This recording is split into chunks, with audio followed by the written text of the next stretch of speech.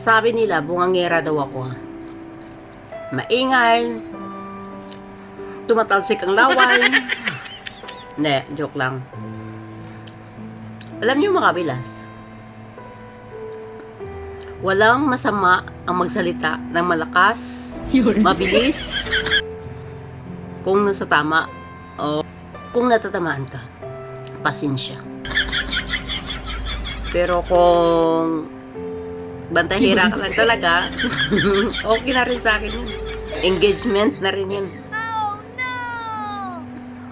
Kaysa naman na magbubunga nga ako sa kabantay ng kapwa ko, wala naman ako makukuha. Kita niya? Ayan o. Kapag may bunganga ka, pagkikitaan mo na. Kasi sayang. Kung gagamitin mo lang naman sa panlalait at sa pagbubantay ng kapwa mo, na wala ka naman pakinabang. Diba? Masama yun. Bad yun. Manlait ka. Di ka naman kagandahan. Oh, diba? Bad yun. Hindi mo iniintindi yung mga sinasabi ko. Tapos, hinusgahan mo na ako. Bad yun. Narinig mo lang, malakas yung salita ko. Mabilis yung salita ko. Tumatalsik ang laway ko. Kasalanan ko ba yan, sinalo mo? Ha, kasalanan ko. Huwag magpaka-stress. Feeling nyo lang yan, galit ako.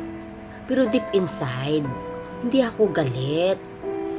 Natural na lang kasi sa akin yung pagsasalita ng ganyan. Tingnan nyo, kapag mahina yung boses ko ngayon pag nagsasalita ako, parang hindi ko alam kung anong sasabihin ko.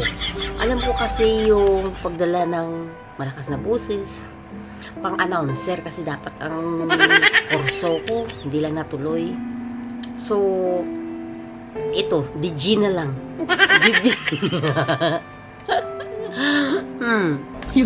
At least, kumikita. Aanin mo naman yung pagchichismis mo sa iyong kapwa kung hindi ka kumikita. At least, nagpapakatotoo. Hindi ako plastic. Wow. Di ba? Aanin nyo yung mga hinahangaan yung tao. Kung sa kamera lang naman mabait. Aanin nyo yung mga iniidolo nyo. Kung sa kamera lang maputi. Sa likod pa lang kamera, itim ang budi.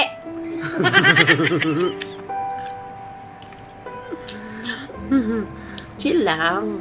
Huwag mo po stress. Okay?